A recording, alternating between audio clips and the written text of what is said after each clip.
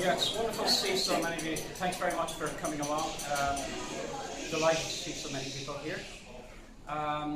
One thing I'd like to say is 2 years ago when the Little Dublin Museum held the exhibition on the early pictures of U2, I didn't say anything. I'd like to make up for that now and just speak from the heart about that. It was a great undertaking for them to do it.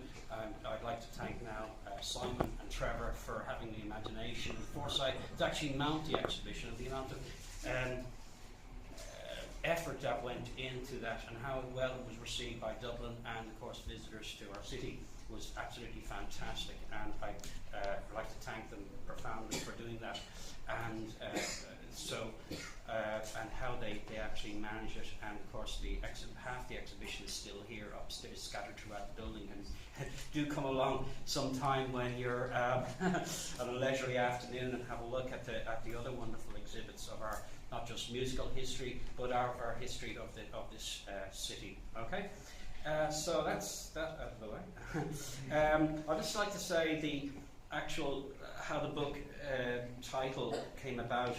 A couple of years ago, I had a meeting with Noxana Wozniak from Eastern Europe and John Brophy, my colleague from the NUJ, and it just over a couple of drinks, that title just popped out of the ether, really, and where the streets had two names, because we had another working title and it wasn't as good as this one.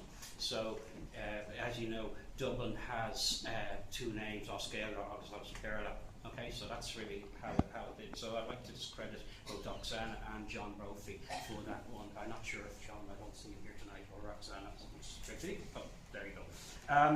So the text was based on an essay that I had done with John Brophy over a number of about 2 or 3 years, and I raised it at an NUJ meeting about 3.5 or 4 years ago.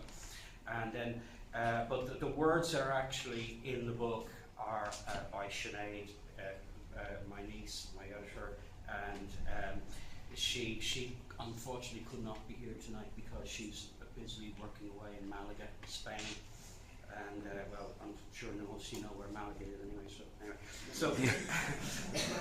So she was like picture editor and picture editor,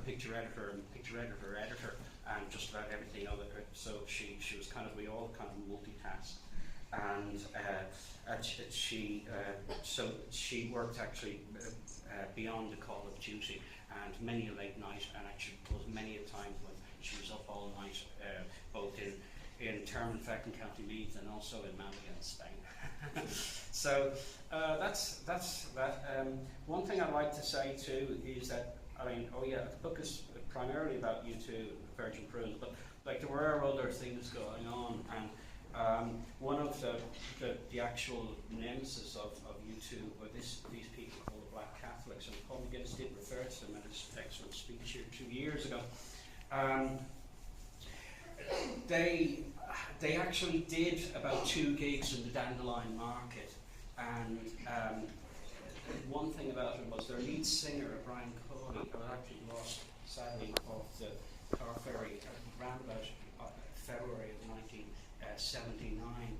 And a really strange thing, there was one dreary afternoon, I took it upon myself, not really promptly at all, to go up to Advance Records, which was in South King Street opposite the Gaiety Theatre, and just in this group of people was the Black Catholics, some members of the band, and also some of their entourage.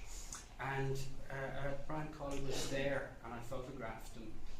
And when I was putting this book together over the summer,